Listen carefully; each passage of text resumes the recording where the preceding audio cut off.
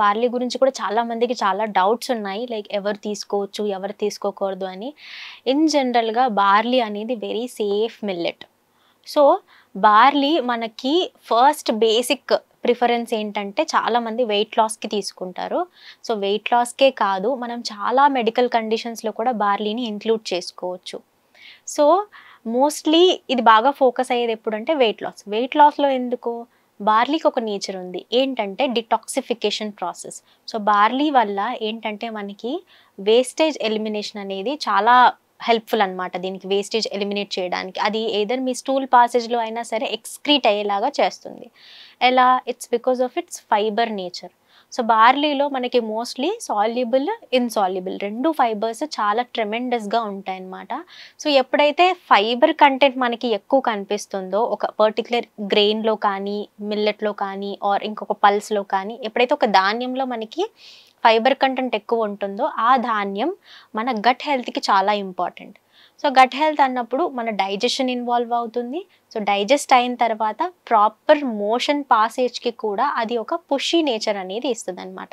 So, even మీలో ఎవరికైనా constipation issues ఉన్నా కూడా హ్యాపీగా బార్లీ ఉప్మా కానీ, బార్లీ జావా కానీ, బార్లీ కిచిడీ కానీ, బార్లీ సంకటిలాగా కానీ చేసుకొని ప్రిఫర్ చేసుకోవచ్చు.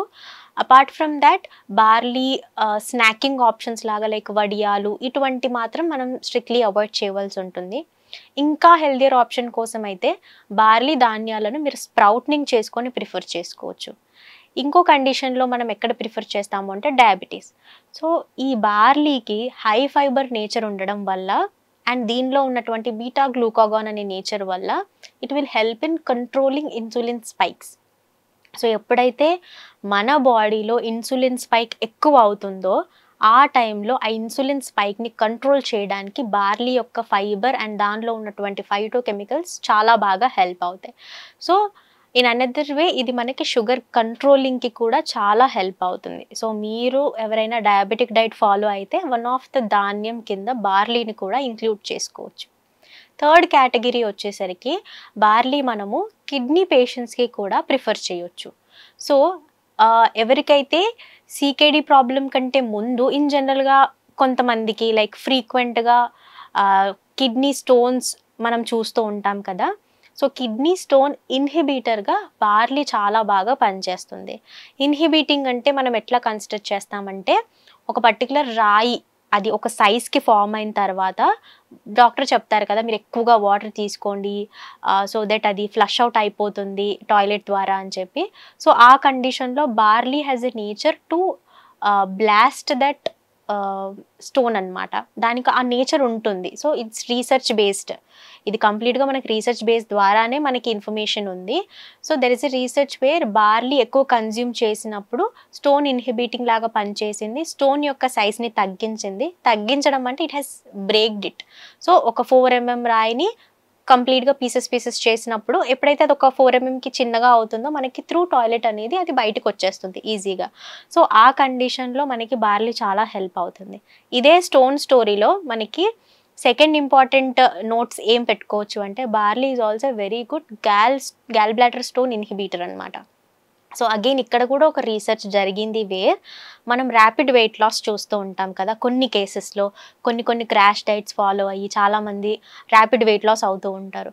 ఎవరైతే బాగా ర్యాపిడ్ వెయిట్ లాస్ అవుతారో వాళ్ళల్లో కంపల్సరీ మనం గాల్ బ్లాడర్ స్టోన్స్ అనేవి గమనిస్తూ ఉంటాం. సో, రీసెర్చ్‌లో స్పెషల్లీ మనకి 2 రకాల డైట్స్ ర్యాపిడ్ వెయిట్ లాస్ ఇచ్చేటువంటివి హై ఎక్స్‌ట్రీమ్ ఫైబర్ డైట్ ఒకటి పెట్టారు అండ్ హై ప్రోటీన్ డైట్ ఒకటి పెట్టారు. సో, దీనివల్ల మనకి ర్యాపిడ్ వెయిట్ లాస్ అనేది వచ్చింది ఒక సర్టెన్ ఆఫ్ గ్రూప్ పీపుల్‌లో.